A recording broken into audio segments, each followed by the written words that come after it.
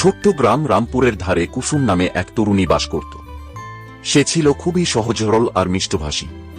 তার প্রিয় জায়গা ছিল গ্রামের পাশে বয়ে যাওয়া ছোট নদীর ধারে একটি পুরনো বটগাছ। বিকেলের শেষ রোদে সে প্রায় সেখানে বসে প্রকৃতির রূপ উপভোগ করত। একদিন কুসুম সেখানে বসে বই পড়ছিল। হঠাৎই সে শুনতে পেল কারো কান্নার শব্দ। চারপাশে তাকিয়ে দেখল এক ছোট ছেলে কাঁদছে।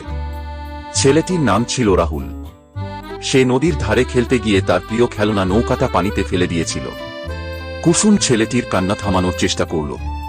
তারপর একটি ছোট কাঠের টুকরা তুলে নৌকার মতো বানিয়ে রাহুলের হাতে দিল। রাহুল মুগ্ধ হয়ে তাকিয়ে রইল, তার কান্না মিলিয়ে গেল। সেদিন থেকে কুসুম আর রাহুলের মধ্যে এক বন্ধুত্ব গড়ে উঠল। তারা প্রতিদিন বিকেলে নদীর ধারে বসে গল্প করত, খেলত। কিছুদিন পর রাহুলের পরিবার শহরে চলে যায়। যাওয়ার আগে রাহুল কুসুমকে একটি চিঠি দিয়ে গেল, তুমি আমার জীবনের প্রথম বন্ধু। তোমার এই ভালোবাসা আমি কখনো ভুলব না। কুসুম সেই চিঠি পড়ে মিষ্টি হেসে বলল, বন্ধুত্বের মতো সুন্দর কিছু আর হয় না। শেষ বিকেলের রোদ যেন সেই মুহূর্তে আরো সোনালী হয়ে উঠল।